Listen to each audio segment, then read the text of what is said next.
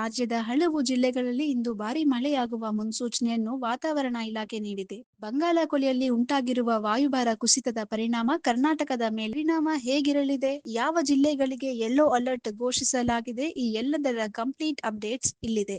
ಮೊದಲನೆಯದಾಗಿ ಕರಾವಳಿ ಕರ್ನಾಟಕದ ಬಗ್ಗೆ ನೋಡುವುದರಾದರೆ ಇಂದಿನಿಂದ ಮಳೆ ಅಬ್ಬರ ಶುರುವಾಗಲಿದೆ. ದಕ್ಷಿಣ ಕನ್ನಡ, ಉಡುಪಿ ಮತ್ತು ಉತ್ತರ ಕನ್ನಡ ಜಿಲ್ಲೆಗಳಲ್ಲಿ ಭಾರೀ ಗಾಳಿ ಸಹಿತ ಮಳೆಯಾಗುವ ಸಾಧ್ಯತೆ ಇದೆ. ಮೀನುಗಾರರು ಸಮುದ್ರಕ್ಕೆ ಇಳಿಯದಂತೆ ಎಚ್ಚರಿಕೆ ನೀಡಲಾಗಿದೆ. ಇನ್ನು ಮಲೆನಾಡಿನ ಭಾಗಗಳಾದ ಚಿಕ್ಕಮಗಳೂರು, ಶಿವಮೊಗ್ಗ, ಹಾಸನ ಮತ್ತು ಕೊಡಗು ಜಿಲ್ಲೆಗಳಲ್ಲಿ ಗುಡುಗು ಸಹಿತ ಸಾಧಾರಣ ಮಳೆಯಾಗಲಿದೆ. ವಿಶೇಷವಾಗಿ ಸಂಜೆ ಅಥವಾ ರಾತ್ರಿಯ ವೇಳೆಗೆ ಗಾಳಿಯ ವೇಗ ಗಂಟೆಗೆ 40ರಿಂದ 50 ಕಿಲೋಮೀಟರ್ ಇರಲಿದೆ ಎಂದು ಅಂದಾಜಿಸಲಾಗಿದೆ.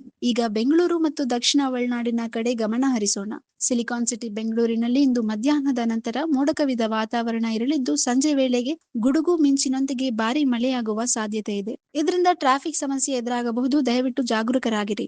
ರಾಮನಗರ, ಮಂಡ್ಯ, ಮೈಸೂರು ಮತ್ತು ಚಾಮರಾಜನಗರ ಜಿಲ್ಲೆಗಳಲ್ಲಿ ಕೂಡ ಸಾಧಾರಣ ಮಳೆಯಾಗುವ ಮುನ್ಸೂಚನೆ ಇದೆ. ಇನ್ನು ಉತ್ತರ ಒಳನಾಡಿನ ಬೆಳಗಾವಿ, ಧಾರವಾಡ, ಹಾವೇರಿ ಮತ್ತು ಗದಗ ಜಿಲ್ಲೆಗಳಲ್ಲಿ ಅಲ್ಲಲ್ಲಿ ಚದುರಿಯಂತೆ ಮಳೆಯಾಗಬಹುದು. ಆದರೆ ಬಿಸಿಲಿನ ತಾಪಮಾನ ಕೂಡ ಕೆಲವೆಡೆ ಮುಂದುವರಿಯಲಿದೆ. ವಾತಾವರಣ ಇಲಾಖೆಯ ಪ್ರಕಾರ ಈ ಪ್ರೀ ಮಾನ್ಸೂನ್ ಮಳೆಯ ಮುಂದಿನ 3-4 ದಿನಗಳ ಕಾಲ ಮುಂದುವರಿಯಲಿದೆ. ಮಳೆ ಬರುವಾಗ ಮರದ ಕೆಳಗೆ ಅಥವಾ ವಿದ್ಯುತ್ ಕಂಬಗಳ ಹತ್ತಿರ ನಿಲ್ಲಬೇಡಿ. ರೈತರು ತಮ್ಮ ಬೆಳೆಗಳ ರಕ್ಷಣೆಗೆ ಅಗತ್ಯ ಕ್ರಮ ಕೈಗೊಳ್ಳುವುದು ಉತ್ತಮ. ಗಾಳಿ ಹೆಚ್ಚಿರುವ ಕಾರಣ ಹಳೆಯ ಕಟ್ಟಡಗಳ ಹತ್ತಿರ ಓಡಾಡುವಾಗ ಎಚ್ಚರವಿರಲಿ. ಇದಿಷ್ಟು ಇಂದಿನ ವಾತಾವರಣದ ಪ್ರಮುಖ ಅಪ್ಡೇಟ್ಸ್. ನಿಮ್ಮ ಜಿಲ್ಲೆಗಳಲ್ಲಿ ಈಗಿನ ವಾತಾವರಣ ಹೇಗಿದೆ ಅಂತ ಕೆಳಗೆ ಕಮೆಂಟ್ ಮಾಡಿ ತಿಳಿಸಿ. ಪ್ರತಿದಿನದ ನಿಖರವಾದ ವಾತಾವರಣ ವರದಿ ಮತ್ತು ರಾಜ್ಯದ ಸುದ್ದಿಗಳಿಗಾಗಿ ನಮ್ಮ ಚಾನೆಲ್ ಅನ್ನು ಈಗಲೇ ಸಬ್ಸ್ಕ್ರೈಬ್ ಮಾಡಿ. ಈ ಮಾಹಿತಿ ನಿಮಗೆ ಉಪಯುಕ್ತ ಅನಿಸಿದ್ರೆ ವಿಡಿಯೋವನ್ನು ಲೈಕ್ ಮಾಡಿ ಮತ್ತು ನಿಮ್ಮ ಸ್ನೇಹಿತರೊಂದಿಗೆ ಶೇರ್ ಮಾಡಿ. ಧನ್ಯವಾದಗಳು. If you like this video, ಬೇಗ ಲೈಕ್ ಮಾಡಿ, ಕಾಮೆಂಟ್ ಮಾಡಿ, ಶೇರ್ ಮಾಡಿ ಹಾಗೂ ಯೋಯೋ ಟಿವಿ ಕನ್ನಡವನ್ನು